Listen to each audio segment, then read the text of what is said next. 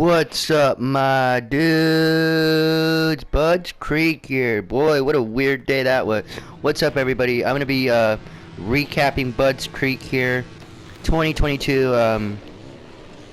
Usually I would get this out about 2 hours earlier, right after the race, but I went to have fun. So yeah, I'm back here and we're ready to recap. I've set a 15-lap race here because there was a lot that happened. That was a very weird race day, honestly. And yeah, so I kind of want to, it's weird. I mean, no disrespect to the guy I'm about to say, but it's going to be a weird race day when damn RJ Hampshire wins the first moto, and it's going to be a weird race day when Michael Mosiman and RJ Hampshire are battling for the lead, and boy, it spiraled out of control from there. Let's talk about it. Pump for RJ to get that overall win there. If you remember back to 2018, RJ Hampshire got an overall win, hit the first of his career at Bud's Creek in 2018, but it kind of got overshadowed because that's the day that Aaron Plessinger grabbed that championship. So yeah, finally RJ Hampshire gets an overall without a championship being overtaken by that. Oh wait, he won Red Bud last year. So yeah, but RJ Hampshire, I guess, finally, since the first time since 2018, wins an overall with a moto win, because remember, he went 2-2 in 2021 for Red Bud. So yeah, RJ Hampshire wins that first moto. Michael Mosiman back from, I'm not even sure exactly what happened to Michael Mosiman in Spring Creek. I was there and I saw him get carted off, and then I saw the video of him wobbling around. I think that's the only video we really have. But yeah, he was back today and rode really good. I'm sure he tired himself out in the first moto because the second moto wasn't that great. But yeah, Jet Lawrence comes back to second, and if you haven't seen, it's my thumbnail, so you probably have seen it at least once. If you saw the thumbnail, so honestly, I didn't think he flipped him off, but what happened was Jet passed Mosiman, and then Mosiman passed him back, I believe. Jet passed him somewhere around here, and then they came up. They were pretty much, I want to say they were pretty much side by side the whole way around this roller sweeper, which is one of my favorite sections of this circuit. But they come here, they're pretty much side by side over the finish line, so that was pretty cool. And Mosiman dumps it about here, and Jet comes around him, and I'm sure you've seen the photo, but he gives him a thumbs up. That is hilarious. A lot of people, I'm sure, thought he flipped him off. I thought he just threw his hands up on him, like, what are you doing? But honestly, seeing what he actually did by just giving him a thumbs up, that's just who Jet is, man. That's hilarious. The Hunter brothers, as Todd, the Lawrence brothers, but the Hunter brothers, as Todd Harris likes to call them, they were pretty off today. Makes me grateful that I chose Millville to go to Millville instead of go to here, because Millville, we got to see them battle, the Lawrence brothers battle, and today we didn't really see that. Hunter Lawrence, I mean, I guess it's insult to him that I'm riding as him here in this game. 96, obviously. But Hunter Lawrence did not have a good day. First moto, bad start, and then, actually no, somebody, I think it was Wygant, Jason Wygant, who said that he had a accident, or had a tip over or something, which he was buried. At one point I was sitting there watching. I was like, did I miss some news that like Hunter Lawrence was out? Because I didn't see him on the leaderboard, I didn't see him anywhere. But he was racing, and then he got had an off-track excursion and ended up 7th or 8th in that moto. Second moto, better start, better than his brother at least. And then he hit like a rut or something. It bounced him all over the place and he went down, and that was pretty much the end of Hunter Lawrence. So yeah, Hunter Lawrence did not have a good day today. Jet salvaged. Joe Shimoda, I'm sure, I saw the points. I'm pretty sure Joe Shimoda's second in the points right now because Hunter Lawrence has really dropped the ball in the past few races. Unadilla, he dropped the ball. Am I on a two-stroke? I feel like I'm on a two-stroke. Anyway. That's why it sounds weird. Anyway. Hunter Lawrence has really dropped the ball here in the past few races. And Joe Shimoda has really picked up his game here. They're probably not going to catch Jet. But hey, who knows? Hey, if Jet, other than maybe Paula...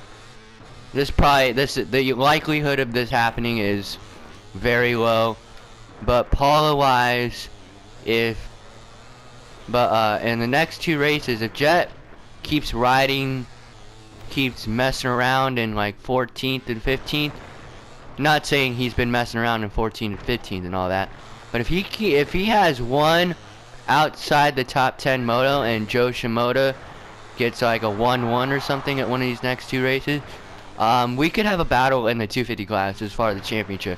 And it's not going to be the Lawrence brother, I can tell you that. So yeah, I'm trying to think what else.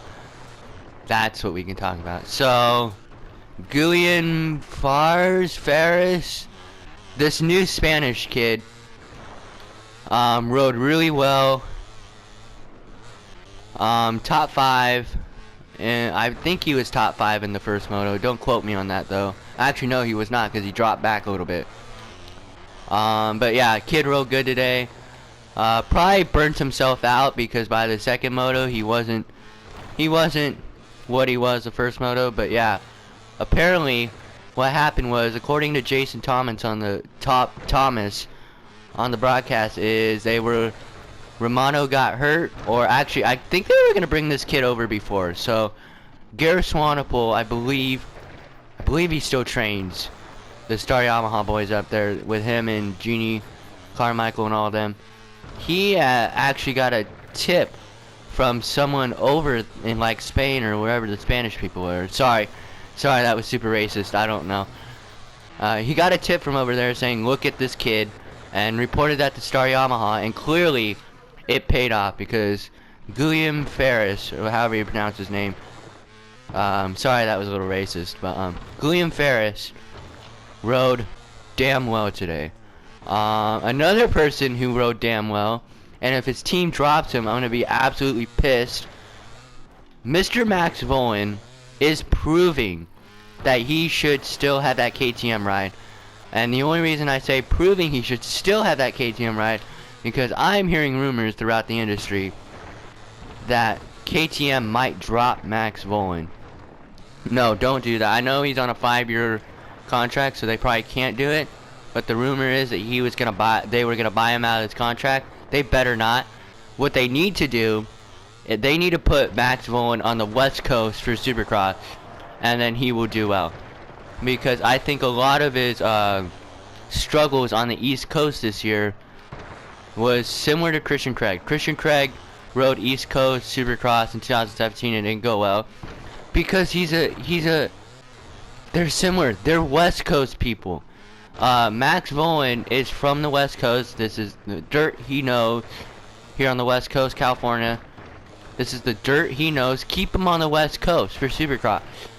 Come on. 2021 it was different. But now that we have West Coast races for Supercross back, put him on the West Coast. And put Tom Vial on the East Coast. And then your experiment with Max Vohland will go well. That's just what I think. So yeah.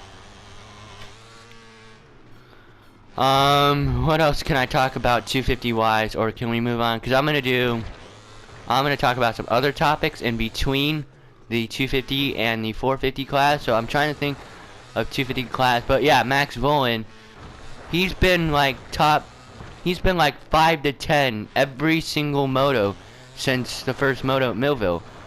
He might have finished outside the top 10 at Millville in the second moto, but there's a lot going on when you're there, so when you're at a race, so you don't really know. But yeah, my point is, KTM needs to keep Max Volan.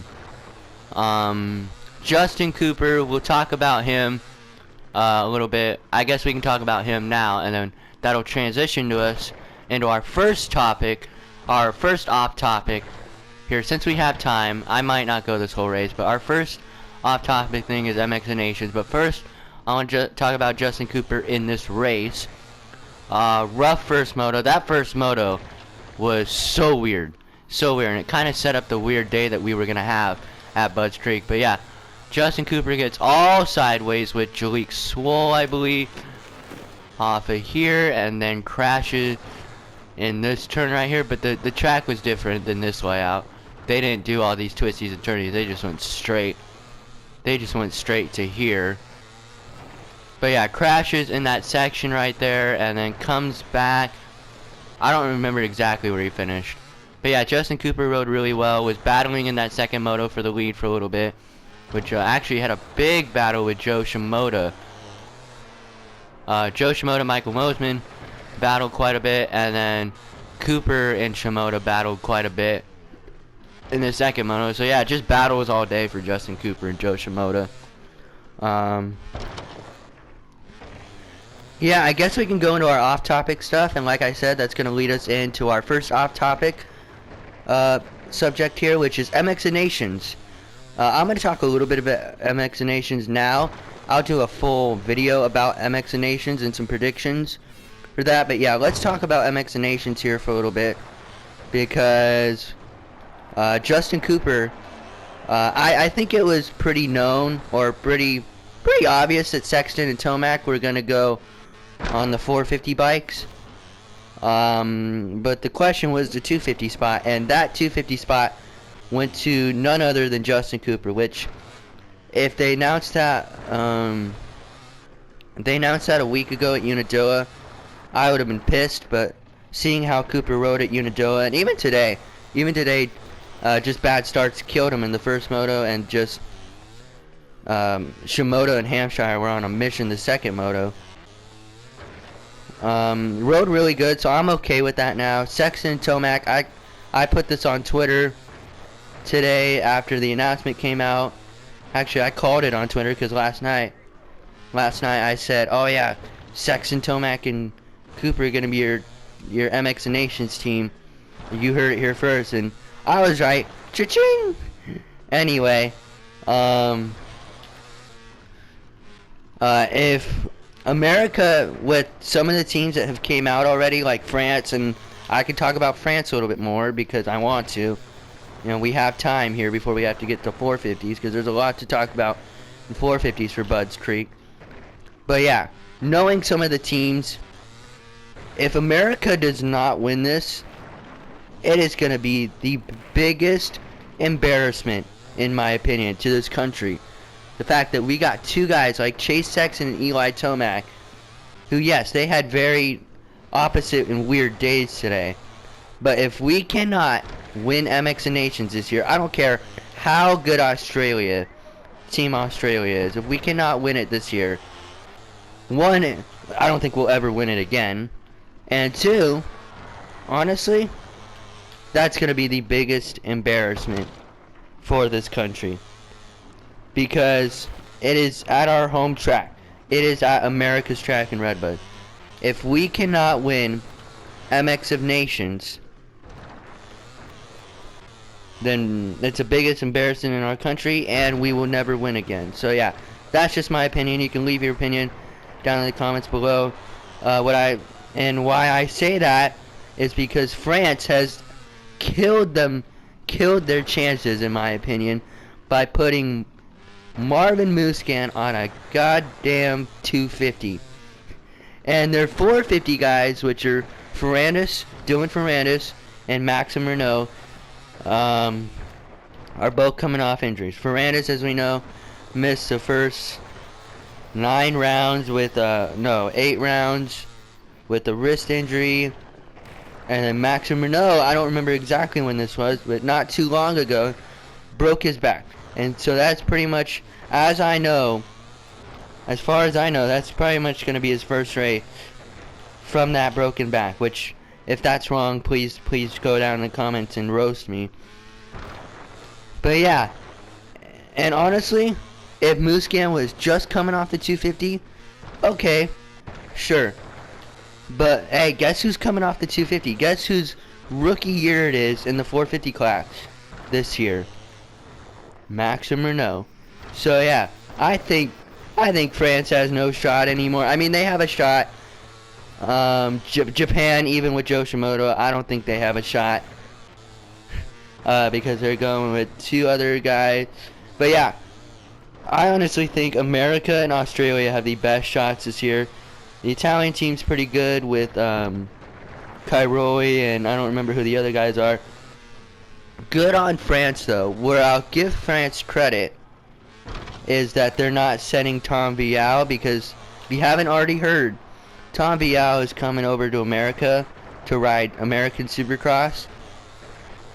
So yeah, good on them. They got to get him to America, get him adjusted to the culture, adjusted to the lifestyle, and adjusted to Supercross too. Because as far as I know, Tom Vial doesn't have a lot of experience on Supercross.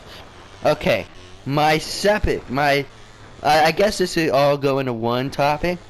TV, broadcast, videoing, streaming. That's my next topic. First of all, here's the deal. Supercross,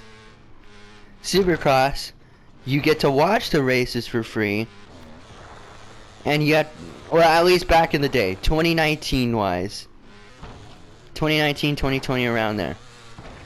Unless you did not, or even today, unless you did not have cable TV, or unless you don't have cable TV, sorry about that, you're not watching the races. But if you have cable TV, you're at least watching the races for free. And you have to pay extra for the streaming service to get practice. As far as I know, as far as I'm concerned, actually I've had information be leaked out from me about the practice show for at least pro motocross, but at least Supercross wise, because this is the biggest comparison, because they're pretty much brother corporations now, Feld and MX Sports, with this new super motocross thing, which I will not get into. I've got into it already. I'll release that video later. But as far as that, you had to pay extra to watch practice. Why in the hell are we streaming? Why in the hell are we streaming practice for free on YouTube and not streaming the motos for free on YouTube? The motos are the main thing. That's what everybody wants to watch. Hey, everyone could give a crap about qualifying. Honestly, for me, I don't even watch qualifying, because I know they have nothing to do with the motos. Yeah, I'll tune in to just see the times, but other than that, I'll watch qualifying. No need to, because these generations of riders have proven that it doesn't matter what happens in qualifying. That's just qualifying. Most of these guys don't give a crap about qualifying, let's be real. But why in the hell are we streaming qualifying for free on YouTube, but then when it comes to the motos, you gotta pay to watch that? And not only do we have to pay to watch that, you gotta go through commercials. Dude, what in the hell? Come on. Okay, why are we paying, what, $6 for these last two rounds? Because the last round's in September, so you gotta pay a whole extra month. Why in the hell are we paying for commercials? It makes no sense. Stream the races for free on YouTube. If you give them, Chris Cooksey went on the Moto Aftermath show for Southwick, for the Southwick recap, and summed it up perfectly. Oh, by the way, actually, never mind. We'll get to that in the 450 class. But he said it perfectly. If you're gonna give me the races for free, go ahead, show me commercials. I don't mind. But if I'm gonna pay, don't cut away to the commercial. Buddy, I feel the same exact way. If you're gonna stream the races for free, I don't care about commercials, but if you're gonna make me pay, which I don't pay for it, my mom does. Sorry, that's just how it is right now. I'm a little broke, but trying to get me to 1,000 subscribers so I can monetize this channel. Anyway, dude, if we're paying however much we are to watch these races, do not cut away to a commercial. Just stream it for free on YouTube. I guarantee you, the moment we go onto YouTube and stream this stuff for free, the sport will grow. The sport will grow. I mean, come on. Look at the numbers for Loretta. I guess 10,000 viewers is not... that's not the broadcasting numbers, at least. But come on. Look at Roulette. Dude, the moment... I'm sure the moment Hayden Deegan goes pro next week, and yeah, he is going pro next week. It hasn't officially been announced, but that's the rumor. Dude, your number, you're gonna have to go on YouTube at that point once Deegan is full-time pro, because nobody's gonna pay $6 or whatever it is to watch these races. Nobody's gonna do it. I'm not gonna say the sport's gonna die, because you're always gonna get my money, but I guarantee you. Well, one last thing before I move on to 450s. I guarantee you that when World Supercross comes, they're gonna stream it for free or cheaper, or they're just gonna go to Amazon Prime. That's what I've heard. Anyway, let's talk about now. I haven't listened to Jeremy Martin do his commentate. I haven't listened to Jeremy Martin in the booth for Millville because I haven't gotten a chance to watch that. By the way, Pro Motocross, don't upload all the motos up until Southwick and then stop at Millville. That's really annoying. Anyway, I haven't heard Jeremy Martin in the booth for Millville because of that situation. But James Stewart was great. James Stewart did an absolutely good job. Now, next week, it's going to be Adam Cianciarulo. You know, Adam Cianciarulo, he's probably going to be really hype. He's probably going to be really good, too, because he's done it before. And, in fact, there's a famous, well, I guess it's not famous, but there's a well-known clip out there of Plessner taking out Forkner at Redbud 2018, and Cianciarulo is just going nuts. So, yeah, that's all I got to say on this stupid TV stuff. Anyway, for the last 5 laps of this race, we're going to talk about, or the last few minutes of this race, at least, we're going to talk about 450s. Because 450s was wild. The wildness started off when Chase Sexton hit neutral in that corner, flipped over the bars, and we saw a little bit of beast mode Eli Tomac in that first moto. And honestly, once he went beast mode, I thought nobody was touching him. And honestly, Tomac backed up his words today. Not in the second moto, but in the first moto at least. He backed up his words today. And he went beast mode and took off in the first moto. Chase Sexton, great salvage for 7th. Because later in the moto, well, I think a few laps after that first lap crash, somebody fell down in front of him and he flipped over the bars again. Chase Sexton did a really good job of salvaging today. Because we now leave. So Chase Sexton was up 1 point. Now we leave Budds Creek, and it's still close. Eli Tomac's up by 1 point now. This championship is for sure going down in the first round, and I'm sure a lot of people had these same thoughts that I did after that first moto. This championship's over. It's over 10 points. Tomac's got a nice gap, and then Tomac blew the start on the second moto. And can only make his way up to, what, 5th he got? And Sexton won that moto. Sexton did exactly what Chase Sexton needed to do on his bad day, especially in that second moto. He came out, had a little bit of a tip over in the middle of it. It was funny. He went to the front, got to the front, tipped over, went back to 3rd, and then went back to the front. So that was hilarious. And then I guess the second moto is all the talk. Ryan Dungey led the first 5 minutes of that moto, and leave it to who passed him? Was it Anderson who passed him in the first moto? Leave it to Jason Anderson. And who else? Chase Sexton, basically. Leave it to Jason Anderson, I guess. For once again, this was Dungey's best opportunity to get a podium. And I don't think it was him. I think just other riders were on the move. But Dungey fought off.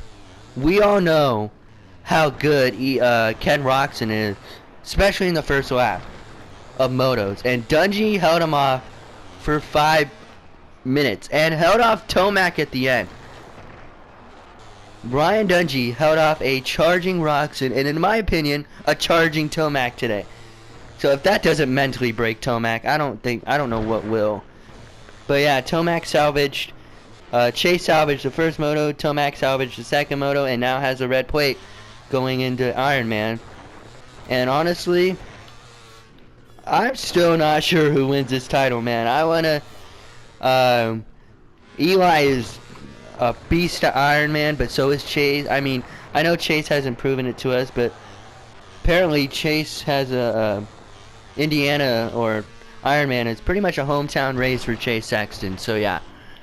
Ironman is going to be crazy, and I think the story that gets lost in all this is Jason Anderson gets his second overall in his first since Hangtown, his second ever overall in the 450 class by going 2-2. That's just how crazy today was. At one point, I thought Chase and Eli were going to be tied on points, and in fact, I think had Savachi gotten Tomac at the end there, because he was closing up, I think we would have been tied right now. So, yeah, this championship's still not over. Congratulations to Jason Anderson here. Antonio Cairoli was not, I mean, Cairoli, I think he had a good start there in that first moto. Actually, yeah, Cairoli did what Tomac did in Vegas 2018. Remember that? Vegas 2018, for Supercross wise, Tomac in one of the heat races, like, gets a great, like, almost times the gate perfectly, and then what ends up happening is he comes in that first corner way too wide and blows the start. It was hilarious.